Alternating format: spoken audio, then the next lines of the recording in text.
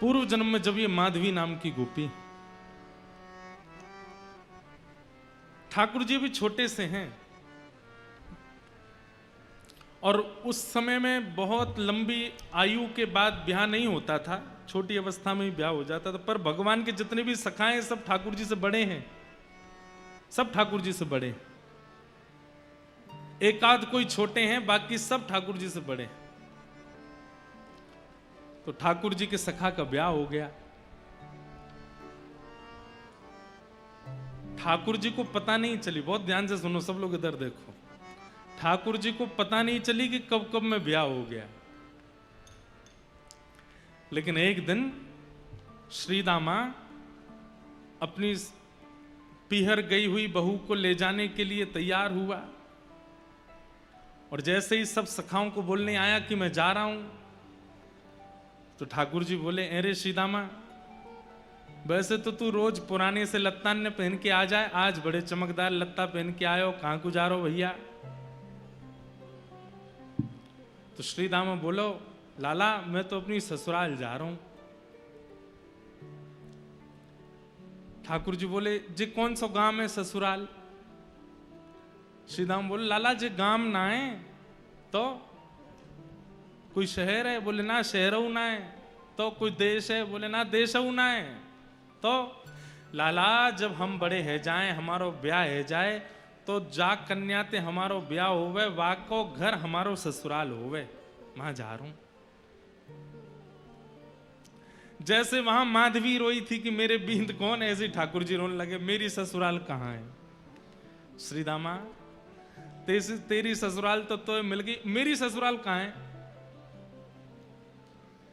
श्री दामा बोले, लाला तेरी ससुराल ना है। अच्छा ऐसा भी होता, बालक उनमें सब चिढ़ाने लगे। मधुमंगल जबरदस्ती आके बोलने लगो, लाला मेरी भी ससुराल है, पता है? वो तेरी कहां? बोले मेरी जमुना पार है, मैं हूं जाऊंगा सज धज के। इतने में सुबल आ गए, वो लाला मेरी भी ससुराल है। वो तेरी कहां? बोले मेरी मां है गिरिराज जी पर्वत के पास। इनकी है नहीं, जबरदस्ती चिढ़ा रहे हैं ठाकुर जी को। अच्छा ऐसा हो, सखान में कोई एक चिढ़े तो बाकी और चिढ़ा में वाए और चिढ़े, और ठाकुर जी चिढ़ के कछु ज्यादा ही सुंदर लगते होंगे तो सखा और चिढ़ाने लगे। अब तो तन सुखा मन सुखा धन सुखा जे हुआ है। धन सुखा बोलो मैं हूं ससुराल जा रहा हूं, मन सुखा बोलो मैं हूं ससुराल जा रहा हूं, तन सुखा बोलो मैं हूं। लाला बोले तेरी ससुराल है, पतर पूछ रहा से तेरी ससुराल है, और मैं इतनो माखन खाए खाए के हट्टो कट्टो है को मेरी ससुराल ना है अभी तक। ठाकुर जी को यह बात को आश्चर्य ज्यादा है कि तन सुखा की भी ससुराल है और मेरी ससुराल ना है। आज ठाकुर जी घर आए, दूर आकर के बैठ गए मुंह फुला के। नहीं तो रोज लौट के आमे मैया के कभी कंधा पे चढ़ जाएं, कभी गोद में बैठ जाएं, कभी लेट जाएं, कभी कछु खींचें, कभी कछु करें। आज चुपचाप बैठे। मैया ने पीछे मुड़ के देखी, बोले हैं लाला तू कब ते आए के बैठो है? सो ठाकुर जी मोह इधर करके बैठ गए। अरे जाके आवे ते पूरे नंद भवन में भूचाल आ जाए, बाकी आवे ते आज कोई को पतो ही नहीं चली है। अरे लाला ऐसो माटी को मथोना बने काय को बैठो, काय गो? मैं बात ना कर रहा हूं मैया। मैया गोद में ले रही है, कभी हाथ पकड़ रही है, ठाकुर जी छूट छूट के भाग रहे हैं। मैया बोली कहा बात है लाला? रोने लगे, और ऐसे रोने लगे कि सिसकी आने लगी ठाकुर जी को, जैसे सांस रुके ऐसे ठाकुर जी रोवे। मैया बोली कौन ने मारो? मधुमंगल ने मारो तो कुछ श्रीदामा ने मारो, कौन से सकान? मुझको नाम बतावा को अभी जाके देखूं, काय को रोवे? ठाकुर जी बोले मैया तो एक बात बता, जे सबरे ब्रजवासी यों के नंद बाबा गोरे, यशोदा मैया गोरी, ये लाला कारो कहते भयो? इस सबरे मुंह को यों तानो दें कि मैं तेरो छोरा नाऊं, और मैया आज मुंह को यह बात पे भरोसा है गो कि मैं वास्तव में तेरो लाला नाऊं। मैया बोली ऐसो काय को सोचा, ऐसो का है गो लाला, तू यों काय को सोचे? बोले मैया श्री दामा की ससुराल, मधुमंगल की ससुराल, सुबल तो तन सुखा मन सुखा, और सबसे बड़ी आज वो तन सुखा क्यों ससुराल है, पतरो सो वाक्यों ससुराल है। और मैया मैं ऐसो प्यारो दुलारो ऐसो सुंदर सो मेरी अभी तक ससुराल ना है। या बात को सुन करके मैया तो लाला को हृदय से लगा, अरे मेरो लाला, झूठ बोले हैं दारी के, श्रीदामा की ससुराल है, बाकी इनकी ससुराल ना है लाला, बाकी सबरे तो झूठ बोल रहे हैं तोते। मैया तेरी भी ससुराल है? मैया बोली, लाला जे घर मेरो ससुराल ही है। अच्छा मैया, और नंद बाबा क्यों ससुराल है? बोले हाँ उनकी ससुराल है। और दाऊ दादा की? बोले ना दाऊ दादा की ना है। ठाकुर जी कूद के गए दाऊ दादा के पास, दाऊ दादा को हाथ पकड़ के लाए, भैया चल। बोले कहाँ? घर छोड़ के जा रहे हैं, ससुराल ढूंढ के आवेंगे अपने। मैया यशोदा बोली, लाला तू कैसी बात करे? अब तो ठाकुर जी हट करने लगे, सिर मूड मारन लगे पृथ्वी पे, और बोले भोजन ना करूंगो, सोऊंगो ना, तेरी गोद ना आऊंगो, कछु ना करूंगो, पहले मेरी ससुराल बता कहाँ है। और मैया अगर तेने मुंह को मेरी ससुराल नहीं बताई तो मैं श्रीदामा की ससुराल छीन लूंगो, भाई को अपनी ससुराल बना लूंगो। मैया ने जैसे तैसे करके बोले, अच्छा एक काम कर। बोले कहा, श्रीदामा जब अपनी बहू लेके आ जाएगो, अपनी ससुराल से वापस आ जाएगो, तो बाकी बहू देख लियो, वैसी बहू तेरे काजे ले आऊंगा। ठाकुर जी बोले, जे बहू कौन होवे मैया? मैया बोली, ये और मैंने औगार लगा ली। औगार समझे? ये ब्रज भाषा है। औगार मतलब अब कैसे समझाएं औगार क्या है? जो बला, ये और मैंने बला लगा ली। पहली ससुराल के काजे लड़ रहा हो, बहू और बताओ कौन है? मैया बोली, लाला। इतने में नंद बाबा आगे, बोले मैं बताऊं लाला, यहां पे आ। गोदी में बैठ गए। बोलो लाला तेरी मैया है ना? बोले हाँ। जे मेरी बहू है। बाबा मेरी मैया तुमने बहू बना ली, और तुम्हारी मैया मैं बहू बनाऊंगा। तुम्हारी मैया कहाँ है? अपनी मैया बताओ, उनको मैं बहू बनाऊंगा।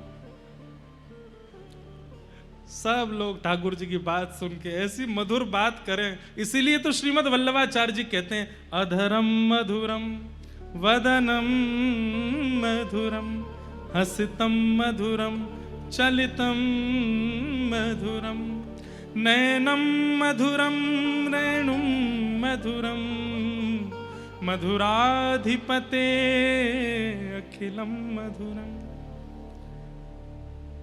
भैया द्वारिका के श्री कृष्ण वो राजा हैं, जगन्नाथपुरी के श्री कृष्ण वो जगन्नाथ हैं, वो नाथ रूप में विराजमान है। बद्रीनाथ के श्री कृष्ण तपस्वी भगवान हैं, दक्षिण के रंगनाथ हैं, लेकिन हमारे वृंदावन के वो तो ऐसे ही हैं।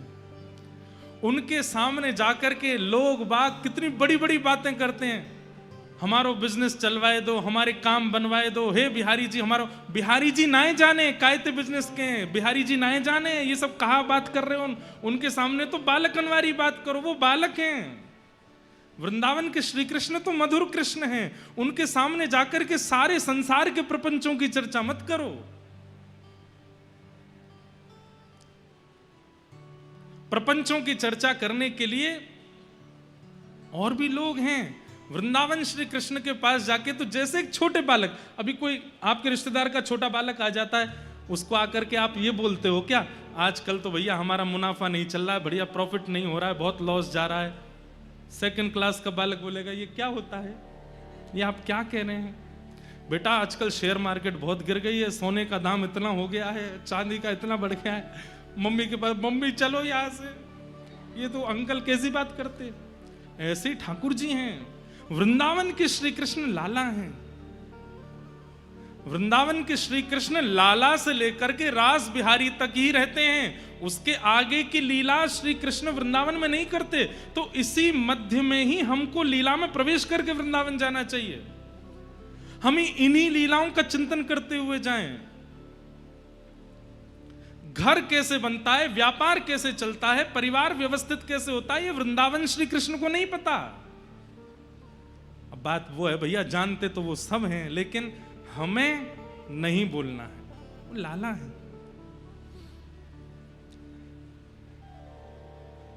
इतने में ही कोई दौड़ो दौड़ो आयो, बोले लाला जल्दी चल। बोले कहा भयो? श्री दामा ससुराल ते आएगो, बहू लेके आयो है। ठाकुर जी तुरंत दौड़े, मेरी पीताम्बरी कहाँ है, मेरी कारी कमरी कहाँ है, जल्दी लाओ पहन के। मैया बोली लाला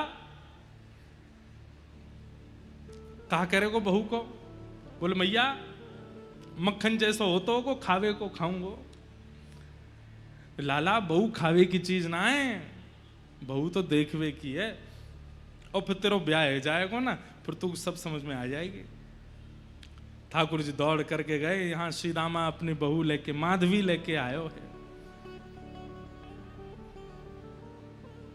माधवी की माता जी ने माधवी को समझा के भेजा।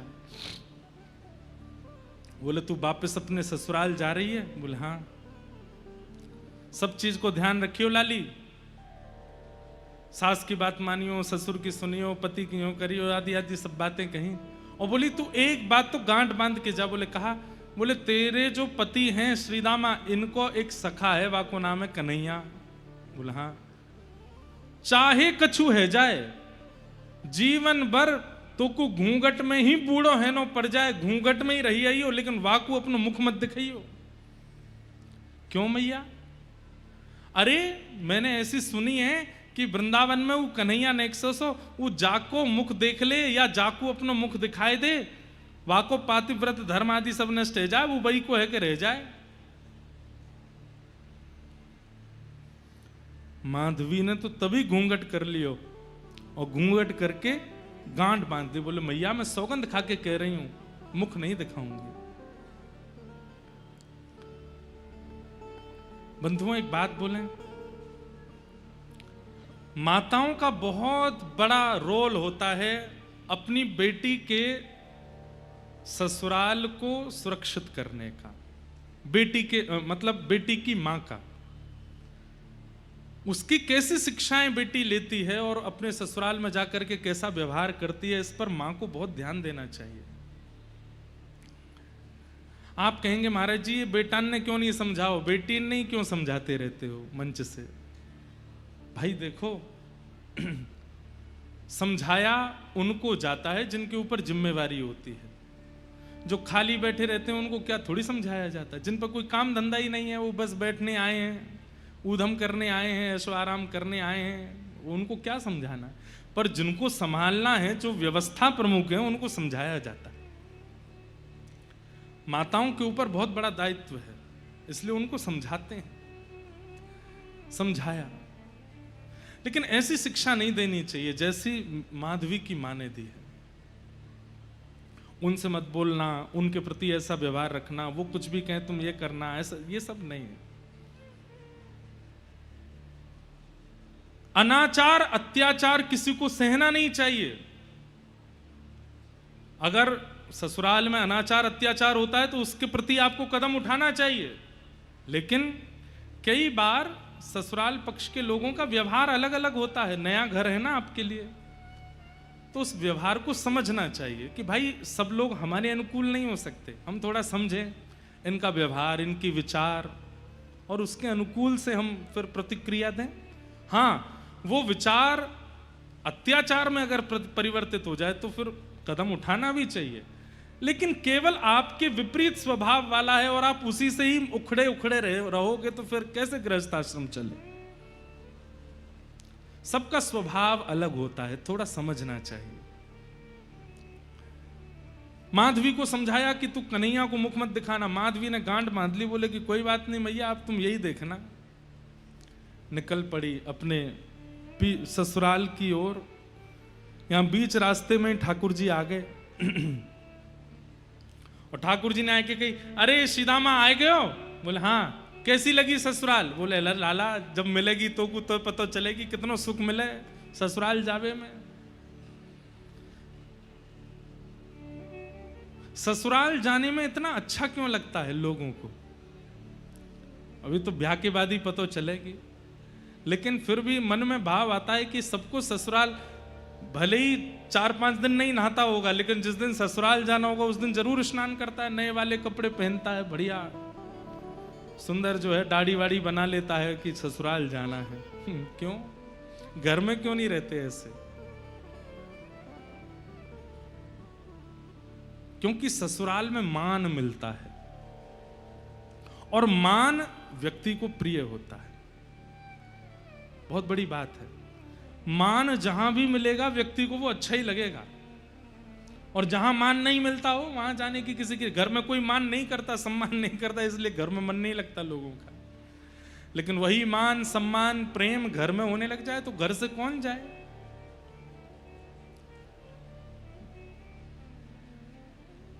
ठाकुर जी बोले अच्छा बहू कहां है? बोले पीछे बैठी है।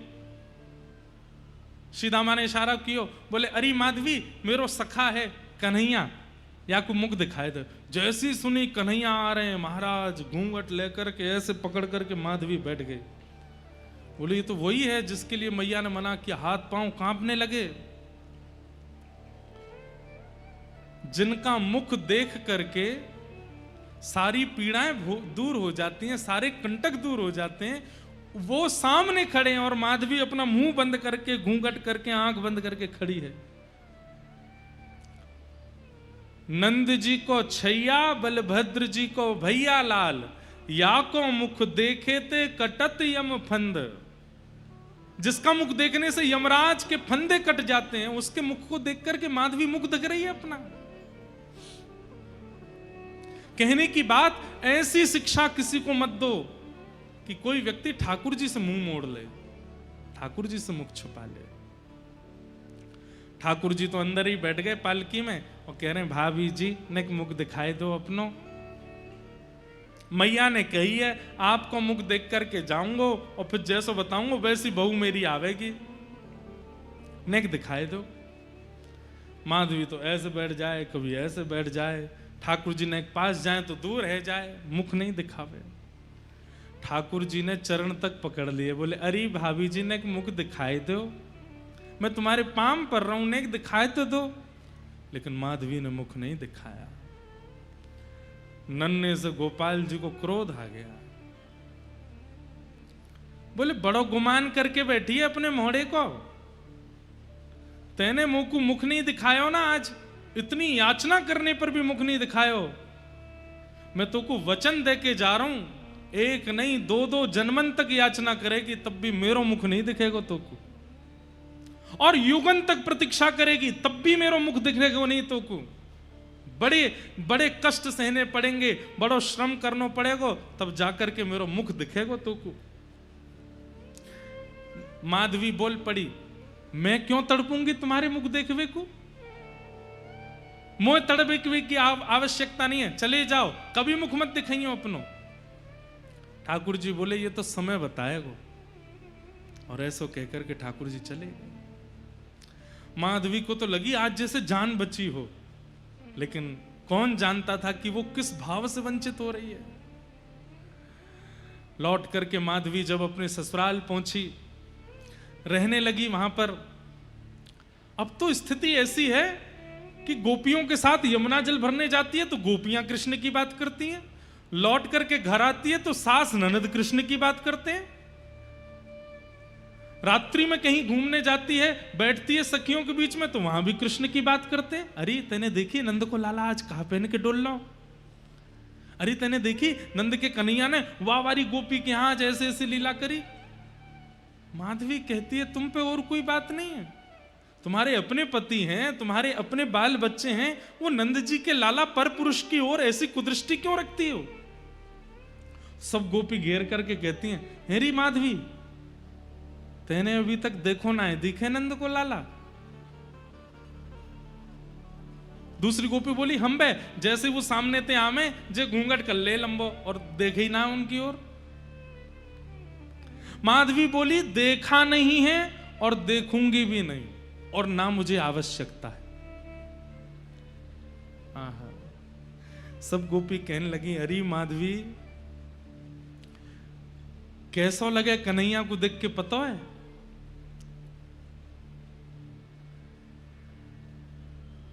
जैसे अंधे को मिल जाए ज्योति,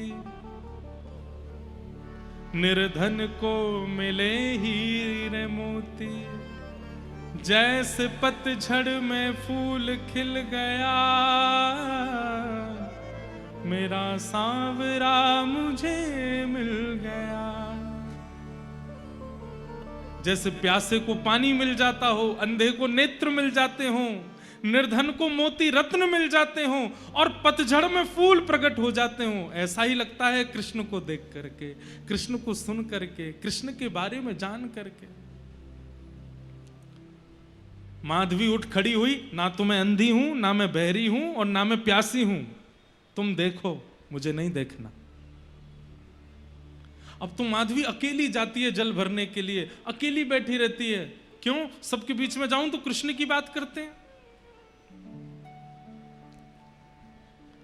ठाकुर जी दो कोई मिलते हैं, एक बात तो लिख ही लेना, या तो वो जो 24 घंटा इनको सोचते रहे और या वो जो इनते दूर ही दूर भागे। ये दो कोई मिलते हैं, बीच वाले तो कई बार मझधार सी में ही रह जाते हैं। ये दो कोई पकड़ते हैं, या तो एक वो जो श्वास श्वास पे इनको बचता है, या एक वो जो इनसे जितना हो सके दूर भागने की कोशिश करता है, उसी को पकड़ते हैं। आज ठाकुर जी ने मन बना लिया कि आज या माधवी को अपने रस को आस्वादन कराऊं। अब देखो, लीला रूप में तो कुछ भी चल रहा हो, लेकिन ठाकुर जी को पूरे विश्व को प्रेम की पराकाष्ठा दिखानी है मीरा के रूप में, इसलिए मीरा का निर्माण कर रहे हैं ठाकुर जी। आज ठाकुर जी ने मन बना लिया, बोले आज या माधवी को दिखाई दूं मैं। रात्रि में सोई है और तभी सोते हुए ठाकुर जी ने अपना जैसे मानो जैसे प्रेम जाल फैला दिया हो आसपास। रात्रि के 2-2:30 बजे हैं और 2-2:30 बजे ही माधवी को ऐसा लगने लगा कि भोर हो गई है और मेरे जल भरने जाने का समय हो गया है। और उठ करके खड़ी हो गई माधवी, तुरंत अपने वस्त्र आभूषण पहने और पहन करके मटकी लेकर के निकल पड़ी यमुना जी की ओर। आगे पीछे देखती है कि आज हलचल नहीं हो रही है, आज कोई भी गोपी अभी तक उठी नहीं है। अरे सूर्य उदय होने वाला है, अभी तक कोई जागी नहीं। मंदम मंदम सुगंधी बह रही है, वातावरण बड़ा पवित्र है, मन रूपी मन में जैसे एक विचित्र जैसा आनंद हो रहा है। आज माधवी को वायु का स्पर्श करके रोम रोम पुलकित हो रहा है, लेकिन अभी तक प्रेम प्रकट नहीं हुआ। क्यों? क्योंकि प्रेमी श्री कृष्ण नेत्रों से दिखे नहीं है, कानों से सुने नहीं है। मन में विचार कर रही है, आज कितना अच्छा मौसम है, आज कितना अच्छा वातावरण है। यमुना जी के समीप गई। आज यमुना जी प्रिय लग रही हैं, वृक्ष वल्लरियां प्रिय लग रही हैं। वही वृंदावन जिसमें वो हमेशा से रहती है, आज वो वृंदावन कुछ ज्यादा प्रिय लग रहा है। यमुना जी में जल तो कम भर रही है, बार बार मटकी में भरती है और फिर खला देती है, फिर भरती है, फिर खला देती है। ये प्रेम के लक्षण प्रकट होने लगे माधवी के चित्त में। अंत तो गत्वा सोचने लगी, अरे इतनी देर है गई, अभी तक मैंने जल ही ना भरो, जल्दी चलूं। जल भर के और जैसे ही उछान लगी, वही मटकी है जो रोज लेकर के जाती है, लेकिन आज वो मटकी इतनी भारी हो गई कि माधवी से उठ नहीं रही है। खूब प्रयास कर लिए, कभी इधर से उठावे, कभी उधर से उठावे, कभी नीचे से उठावे, लेकिन मटकी ना उठे। मन में सोचने लगी, अरे इतनी भारी कैसे हो गई? दूर दूर तक कोई गोपी भी नहीं जो सहारा दे दे तो उठा लूं। मन में सोचने लगी, कोई आ जावे, नेक सहारो लगा दे, सो ये मटकी उठ जाएगी। इतने में ही ललित गति विलास वल गुहास प्रणय निरीक्षण कल्पितो रुमान कृतमनुकृतवत्य उन्मदान्धा प्रकृति मगन किलयस्य गोपबद्ध्वा। पीतांबरी पहने, मधुर चाल, छम छम छम छम छम स्वर लहरियां सुनाई दे रही हैं। आज ये स्वर माधवी के कानों को जैसे मानो अति सुख दे रहे हों। माधवी कह रही है, अरे कोई तो आ रही है, कोई गोपी तो आ रही है। तो दूर से माधवी कहने लगी, हाँ जल्दी आ, अरे जल्दी आ बहन, अरे नेक मेरी मटकी उचाए दे। ठाकुर जी की छम छम छम चरणों की आवाज से पता चल रहा है कि धीमी गति से चल रही है। तो माधवी चिल्ला रही है, अरे तो कुछ सुनाई नहीं दे रही, नहीं जल्दी से चल के आ। तो ठाकुर जी की जो गति है वो तेज हो रही है, छम छम छम छम छम जोर से चल रहे हैं। माधवी को सुनाई देता, हाँ बस आवे वारी है, आवे वारी है, आवे वारी है, आ गई होगी। और जैसे ही ठाकुर जी सन्मुख आए, पीतांबरी पहनी है, मोर पिछ लहरा रहा है, श्याम वर्ण की कांति है, और आए करके त्रिभंग ललित श्याम सुंदर दोनों चरण अपने इधर उधर करके और एक दीवार पर टेक लगाए के दूसरा हाथ कमर पर धर के देख रहे हैं माधवी की ओर।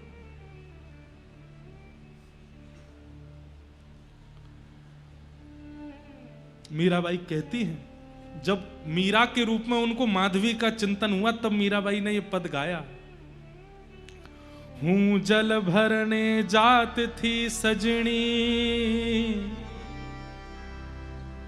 कलश माथे धार्यो,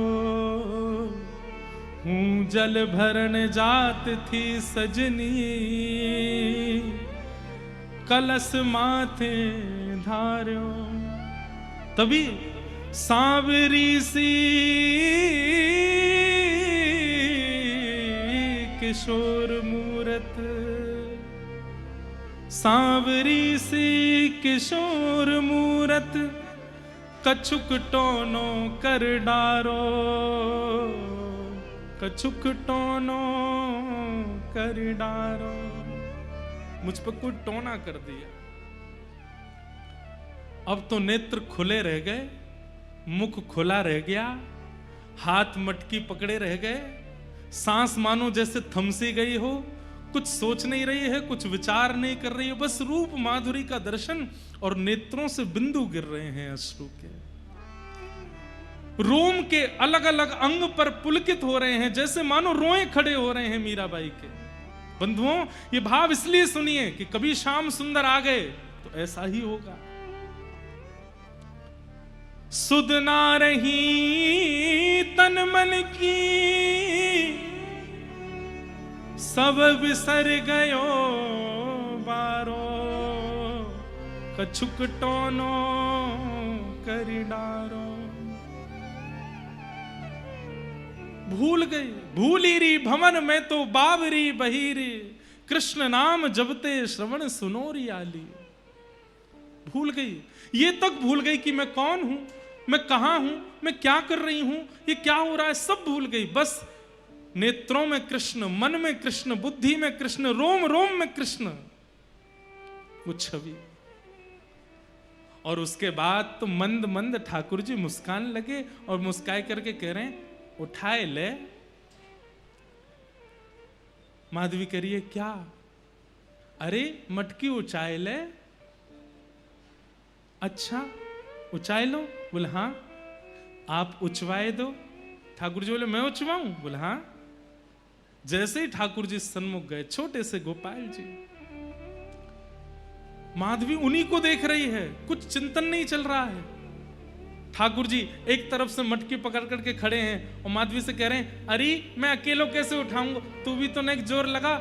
माधवी भी पकड़ती है और जैसे ही मटकी उचान लगी, ठाकुर जी मटकी से नेक उठे हैं, बस छोटे से हैं, लेकिन जैसे ही मटकी उचवाई अब उच गई।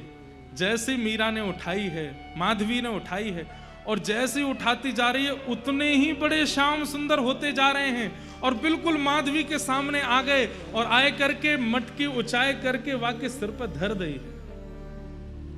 मतलब बाल कृष्ण अब कुंवर कृष्ण बन गए।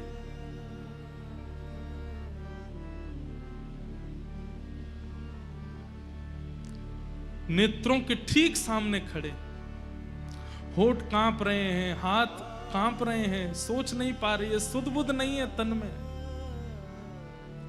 ठाकुर जी बोली उच गई? मीरा बोली हाँ।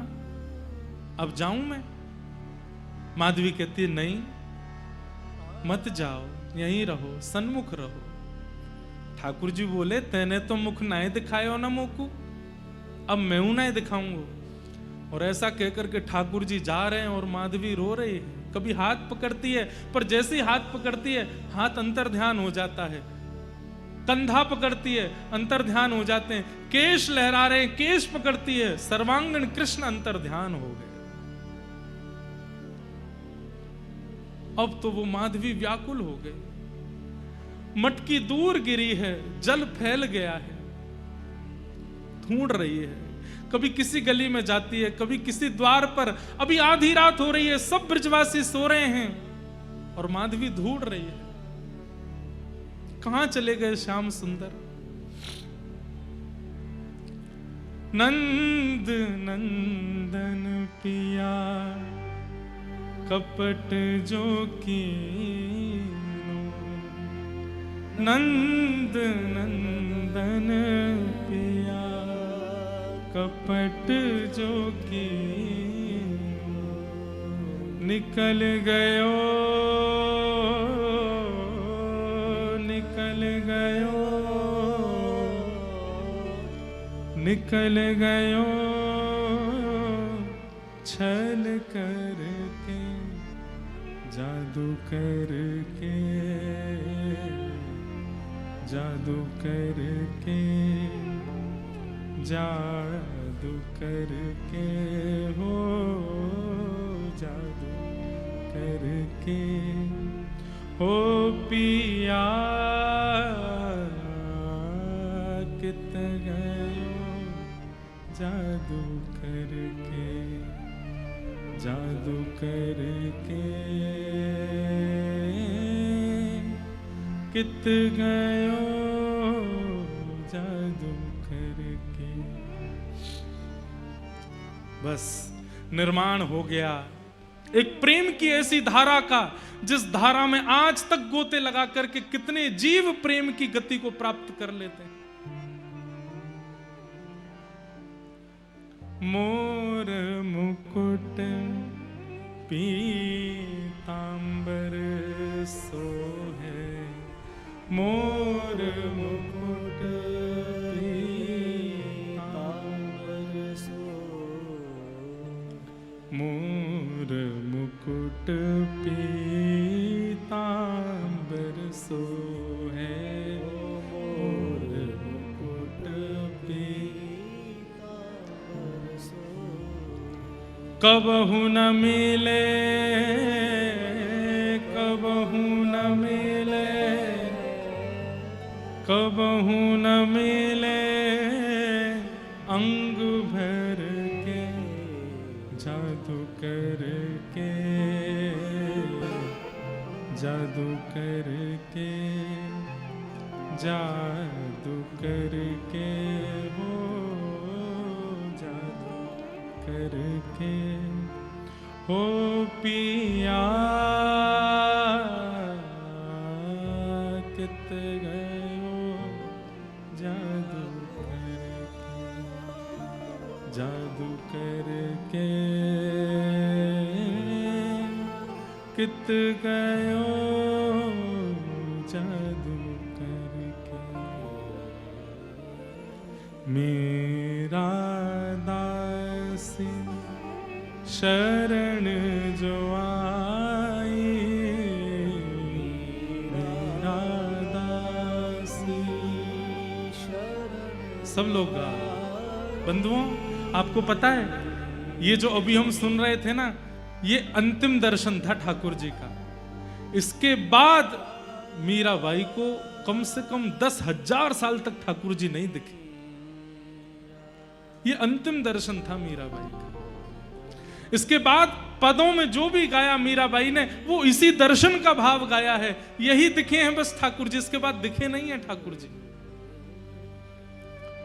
इतना लंबा विरह शायद किसी ने नहीं सहा होगा जितना लंबा विरह मीरा ने सहा।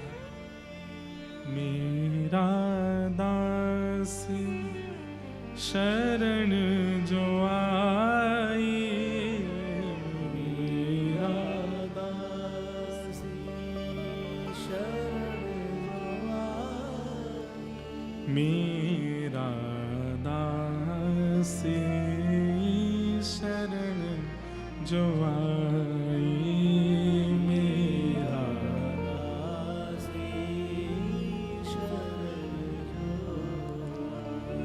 चरण कमल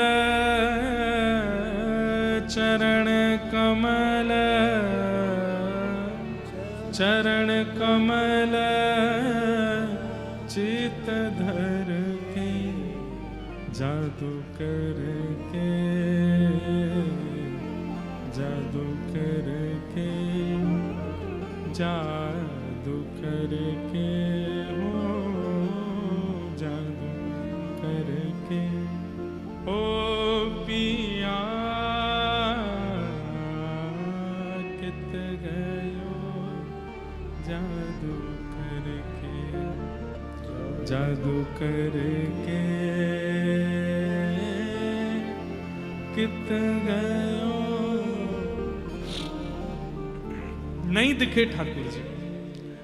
अब तो माधवी ऐसी हो गई है कि सुध ना रही तन मन की।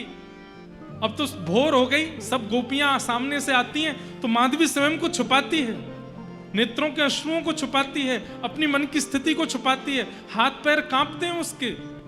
भोजन बनाती है पर भोजन बन नहीं पाता, रोटी बनाती है तो रोटी जल जाती है, श्रृंगार करती है तो श्रृंगार नहीं कर पाती है। कोई काम सही से बन नहीं पाता मीराबाई से, माधवी से।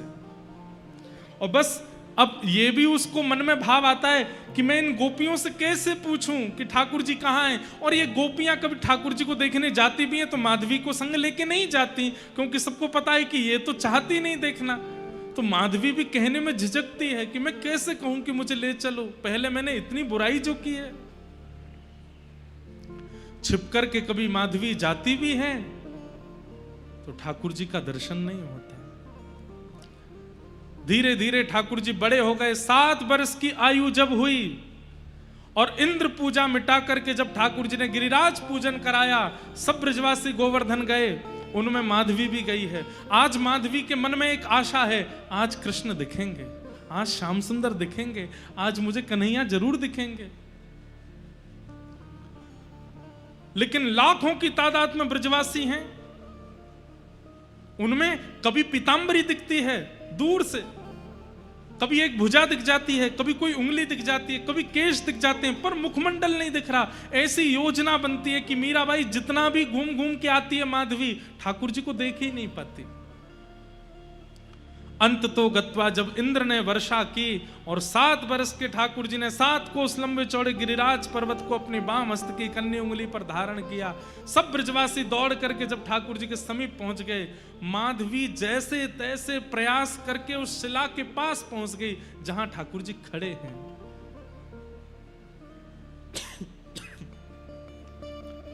और जैसे ही उस शिला के पास पहुंच करके नेत्र खोल करके देखा है, जैसे ही ठाकुर जी की ओर देखा तो बाहर तो इंद्र वर्षा कर रहे, इतना जल गिर रहा है, पर मीराबाई के नेत्रों में इतना जल आने लगा, माधवी के नेत्र इतने जलों से भर गए, बार बार पहुंचती है पर जैसे ही खोलती है मानो जैसे आंसुओं की पिचकारी चल रही हो नेत्रों से, देख नहीं पा रही ठाकुर जी को। चरणों में गिर गई, लिपट गई, बोले नाथ मुझे क्षमा कर दो, मुझे पता है आप मुझसे नाराज हैं, आप मुझसे रूठ गए, इसलिए मेरी ऐसी स्थिति कर दी है कि सब देख रहे हैं आपको पर मैं आपको देख नहीं पा रही हूं, मुझे आपका दर्शन नहीं हो रहा है।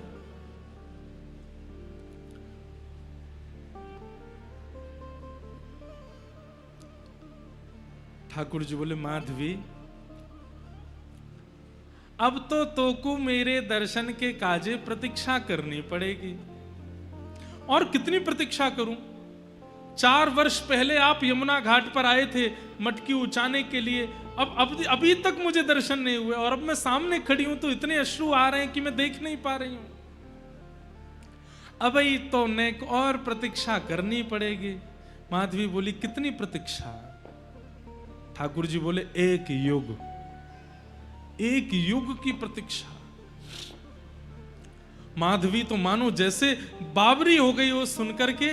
प्रतीक्षा की घड़ी होती है 1 वर्ष, 6 महीने, 5 महीने। अरे कोई व्यक्ति प्यासा हो और उससे कह दिया जाए कि तुम तो जल कभी पी ही नहीं सकते क्योंकि जल पीते ही प्राण निकल जाएंगे, तो भी वो जलपान कर लेगा। आपने तो मुझसे जल का सिंधु ही दूर कर दिया। 1 युग कोई प्रतीक्षा होती है। ठाकुर जी बोले, जितनी लंबी प्रतीक्षा, जितनी बड़ी प्रतीक्षा होगी, उतना पवित्र प्रेम प्रकट होगा माधवी। और अब मैंने कह दिया है, अब तुम प्रतीक्षा करो।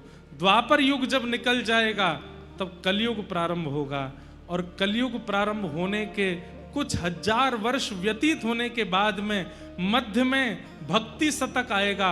100 वर्ष तक भारत में केवल भक्तों के जन्म होंगे, तभी मेड़ता में तुम्हारा जन्म होगा और तुम मेरी परम भक्ता बनकर के वहां आओगी, और वहां आकर के तुम बचपन से ही मेरी स्थिति में रहोगी। तभी एक संत तुम्हारे गांव में आएंगे, उनके सेवा के ठाकुर जी के रूप में मैं ही आऊंगा, और उन संत से तुम मुझे मांग लोगी। मुझे देखते ही तुम्हें अपने पूर्व जन्म यानी कि इस जन्म की सारी यादें ताजा हो जाएंगी, और तुम मेरे को प्राप्त करके फिर मेरे साथ रहोगी। भक्ति काल कलयुग में आकर के जब तुम मेरा रूप, मेरी भक्ति का रूप धारण करोगी, प्रेम का प्रचार करोगी, तुम्हारे प्रेम सरोवर में डुबकी लगा करके असंख्य लोग मेरे प्रेम भाव को प्राप्त करेंगे। इसलिए तुम्हारा प्रतीक्षा करना आवश्यक है। अब जाओ, प्रतीक्षा करो। इतना बड़ा विरह तो भगवान ने किसी को नहीं दिया है जितना बड़ा विरह माधवी को दिया है। गोवर्धन पूजा के बाद माधवी कहां गई किसी को नहीं पता, और उसके बाद हजारों वर्ष व्यतीत हो गए, कलयुग प्रारंभ हो गया। कलयुग में भी हजारों वर्ष व्यतीत हो गए, और आज से लगभग 450-500 वर्ष पूर्व भारत भूमि में वही माधवी भक्तिमती मीरा के रूप में जन्मी है। बोलो भक्त वत्सल भगवान की। और वही मीरा, वैसे नाम तो उनका मिहिरा है,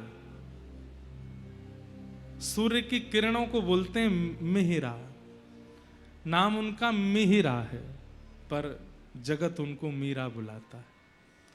मिहिरा का जन्म हुआ, और वही मीराबाई जो ठाकुर जी का रूप नहीं देखना चाहती थी किसी समय पर, उनकी अब स्थिति कैसी हो गई है। बसो मोरे नैनन में नंदलाल, बसो मोरे नैनन में, मोर मुकुट मकराकृत कुंडल, मोर मुकुट मकराकृत कुंडल, अरुण तिलक सोहे भाल, अरुण तिलक सोहे भाल, बसो मोरे नैनन में नंदलाल, बसो मोरे नैनन में, मोहनी मूरत सांवरी सूरत, मोहनी मूरत सांवरी सूरत, नैना बने विशाल,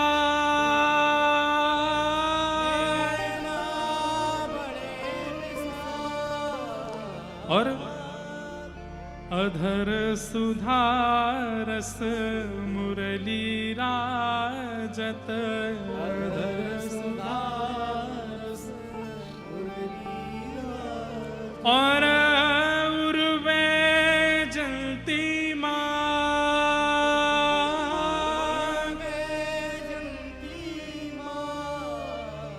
मीरा के प्रभु संतन सुखदायक, मीरा के प्रभु संतन सुखदायक, मीरा प्रभु संतन सुखदायक, मीरा प्रभु संतन सुखदायक, भक्त वत्सल गोपाल,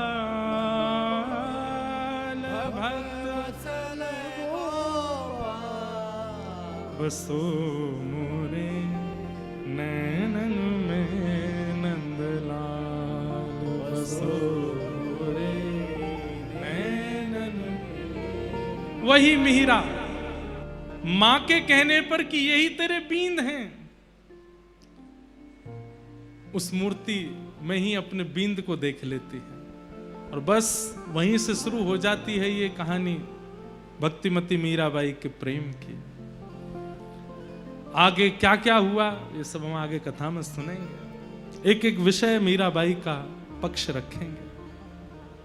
तो मैं ये बात क्यों कह रहा था, चैतन्य, जब तक आप ठाकुर जी के प्रति चैतन्य भाव नहीं रखेंगे, कितना भी नाम जप कर लीजिए, कितना भी वृंदावन घूम आइए, कितना भी गिरिराज जी की परिक्रमा लगाए आइए, ठाकुर जी के प्रति मूर्ति का भाव है, ठाकुर जी के प्रति जड़ का भाव है, आपकी भक्ति कभी पुष्ट नहीं हो सकती। एक बात और कह दें, इसका मतलब यह नहीं है कि अपने गोद के गोपाल जी में ही चैतन्य बुद्धि है।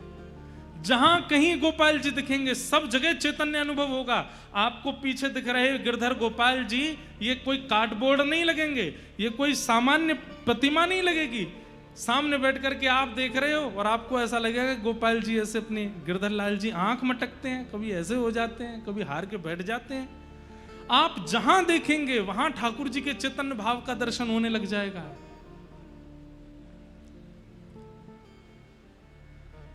इसे कहते हैं चैतन्य। तो भगवान के तीन स्वरूप हैं, सत्य, चैतन्य और तीसरा आनंद। ठाकुर जी आनंद दाता है।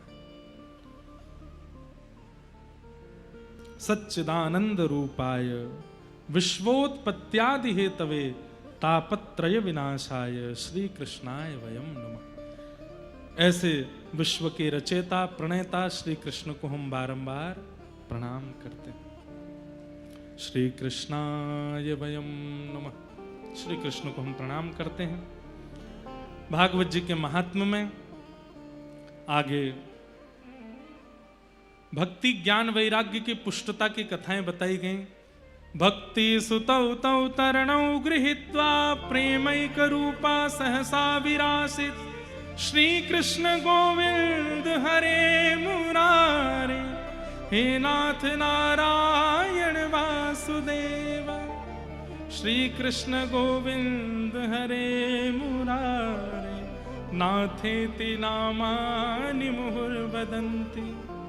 यही नाम गाते गाते गाते गाते भक्ति ज्ञान वैराग्य तीनों युवा हो गए। अब एक बात, श्री कृष्ण गोविंद हरे मुरारे हे नाथ नारायण वासुदेव, इस कीर्तन में कितने नाम आते हैं? श्री कृष्ण गोविंद हरि मुरारी हे नाथ नारायण वासुदेव। कितने हुए? 7। हमारा जीवन कितने दिनों में चलता है? 7 दिनों में। 7 दिन में ही हमारा जीवन मरण सब संभव है। यदि कोई व्यक्ति इन 7 नामों को नित्य गाता है, श्री कृष्ण गोविंद हरे मुरारे हे नाथ नारायण वासुदेव, श्री कृष्ण गोविंद हरे मुरारे हे नाथ नारायण वासुदेव। एक और बात, श्री कृष्ण पूरी लीला कृष्ण लीला आ जाती है इन 7 नामों में। कृष्ण भगवान का सबसे पहला नाम है, इससे पहले नाम ही नहीं था ठाकुर जी का। नीलमणि नीलमणि कहती थी यशोदा मैया। गर्गाचार्य जी ने आकर के सबसे पहला नाम रखा इदानीम कृष्णताम गतः, श्री कृष्ण। गोविंद, गोविंद नाम कब पड़ा? जब ठाकुर जी ने गिरिराज जी धारण किए। हरि, ठाकुर जी का नाम हरि कब बना? जब गोपियों का चित्त हरण कर लिया तब हरि। मुरारी, मुरारी नाम कब पड़ा? जब ठाकुर जी ने मुर नामक दैत्य को मारा। श्री कृष्ण गोविंद हरे मुरारी हे नाथ, ठाकुर जी नाथ कब बने? जब 16,108 विवाह कर लिए। नारायण कब बने? जब महाभारत युद्ध में अर्जुन को अपना विराट रूप दर्शन कराया। और वासुदेव कब बने? जब द्वारिकाधीश द्वारिका में बैठकर के श्री वसुदेव जी के सन्मुख, वसुदेव के जो पुत्र वो वासुदेव। तो संपूर्ण व्रज से लेके द्वारिका तक की संपूर्ण लीला इन नामों में आ जाती है। श्री कृष्ण गोविंद हरे मुरारे हे नाथ नारायण वासुदेव। नित्य गाया कीजिए। कोई बुराई है? चलते फिरते उठते बैठते खाते पीते हंसते सोते जागते नाचते हमेशा श्री कृष्ण गोविंद हरे मुरारे हे नाथ नारायण वासुदेव, श्री कृष्ण गोविंद हरे मुरारे हे नाथ नारायण वासुदेव। क्यों? क्योंकि इसी कीर्तन का गान किया है। भागवत जी के महात्म्य में कहते हैं जिस कीर्तन को गाने से चित्त में भक्ति ज्ञान और वैराग्य पुष्ट हुए हैं। नित्य गाओ। कीर्तन का गान करते हुए भक्ति ज्ञान वैराग्य पुष्ट हो गए। भागवत जी की कथा में आकर के श्री सनकादि ऋषियों को इन्होंने प्रणाम किया, सनत कुमारों को प्रणाम किया।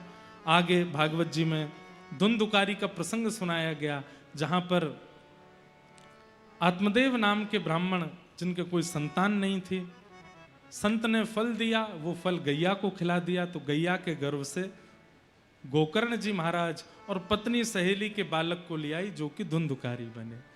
धुंधुकारी बहुत दुष्ट था, माता पिता की हिंसा करता था। मृत्यु के बाद प्रेत बना।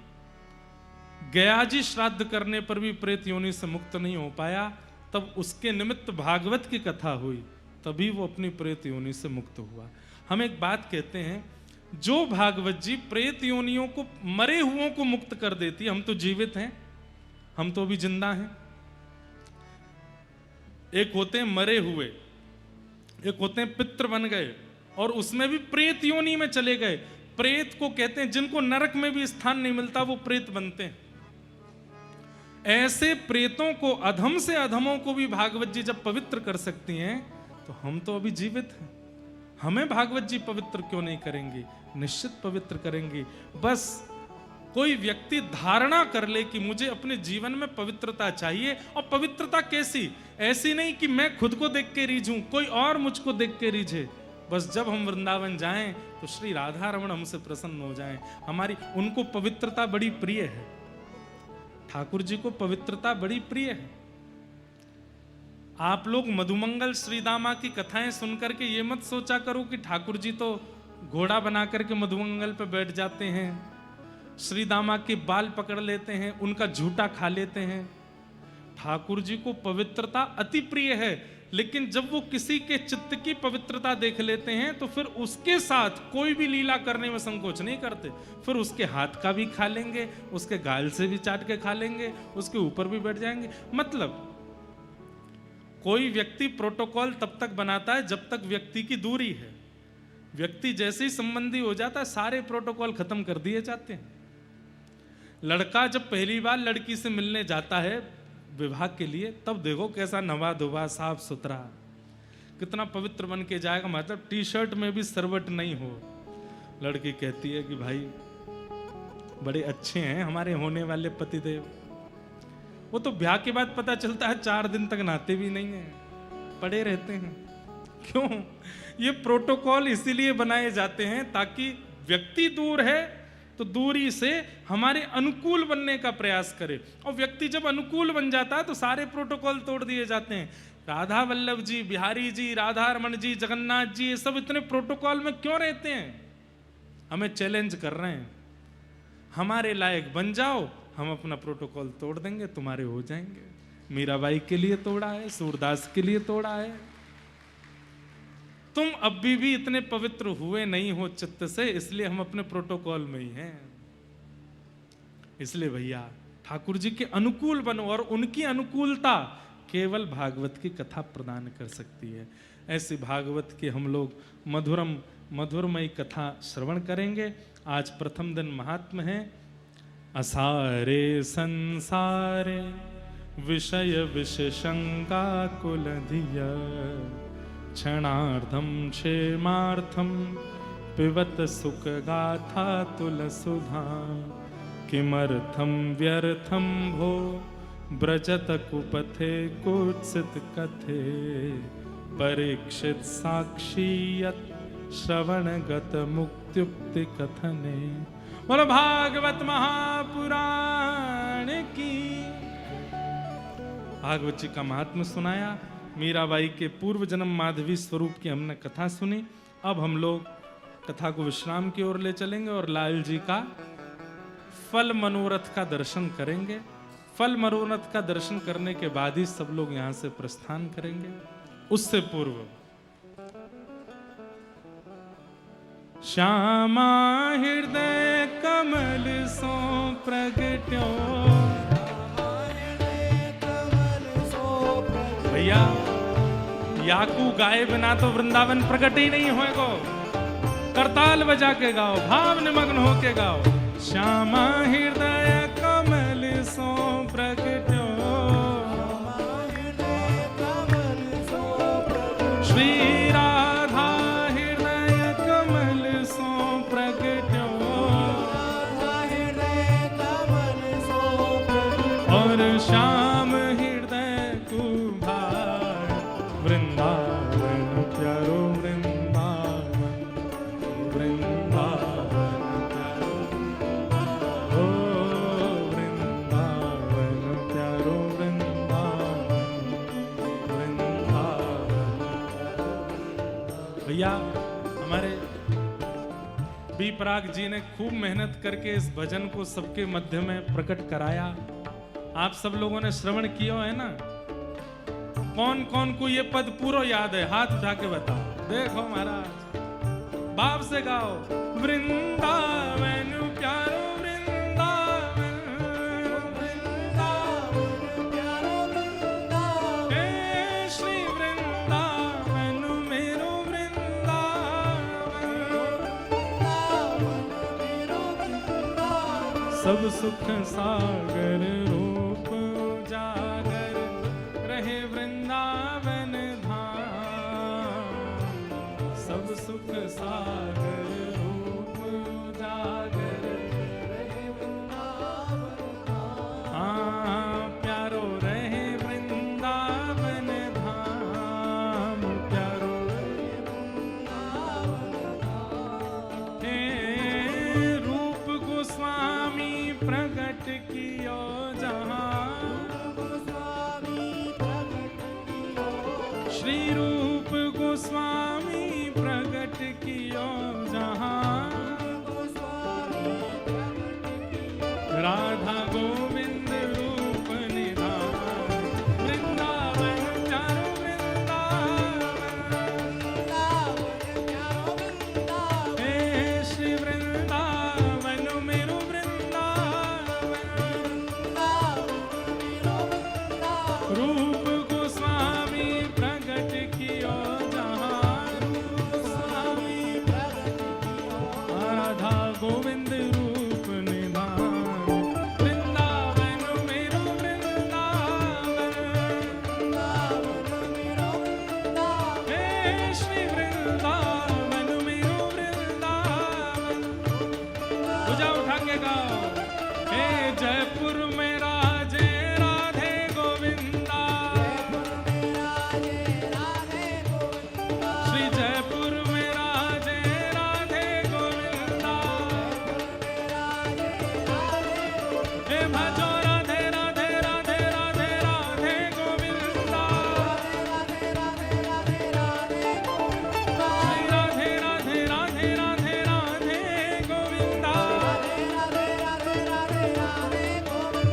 हे जयपुर में राजे राधे गोविंदा, श्री जयपुर में राजे राधे गोविंदा, विहरत निस दिन कुंज गलिन में, ब्रज जन मन सुख धाम, विहरत निस दिन कुंज गलिन में, हे मधु पंडित जिन कंठ लगायो, मधु पंडित जिन, मधु पंडित जिन कंठ लग, श्री मदन मोहन को रूप निरख के, मदन मोहन को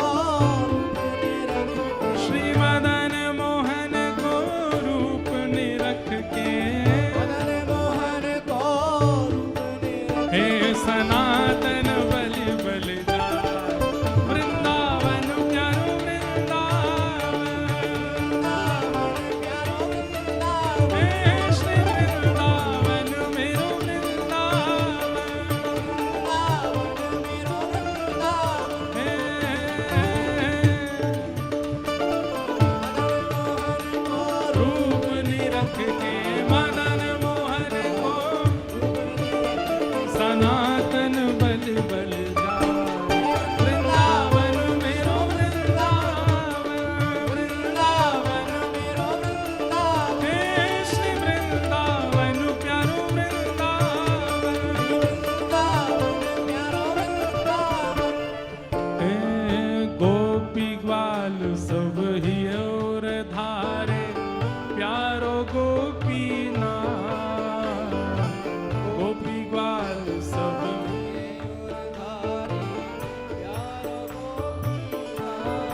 हे मधु पंडित जिन कंठ लगायो।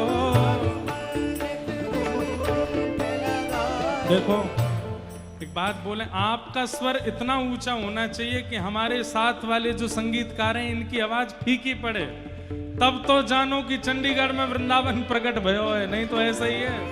मधु पंडित जिन कंठ लगायो, मधु बस एक मिनट रुक जाओ न, एक बार आप सबन की बलैया ले लें कि भैया नजर नहीं लगे कोई की। ऐसे ही गाते रहो, ऐसे ही झूमते रहो, ऐसे ही आनंद करते रहो। मधु पंडित जिन कंठ लगायो, मधु पंडित जिन कंठ लगायो, श्री मधुसूदन जिन कंठ लगायो, मधुसूदन जिन कंठ लगायो। और है रही जय जयकार वृंदावन प्यारो वृंदावन, वृंदावन प्यारो वृंदावन, हे श्री वृंदावन मेरो वृंदावन, वृंदावन मेरो वृंदावन। मधु पंडित जिन कंठ लगायो, मधु पंडित जिन कंठ लगायो, और है रही जय जयकार वृंदावन मेरो वृंदावन, वृंदावन मेरो वृंदावन, हे श्री वृंदावन मेरो वृंदावन। वृंदावन मेरो वृंदावन। श्री गोपाल भट्ट जो कि हृदय वेदना प्रगट्यो शालिग्राम। गोपाल भट्ट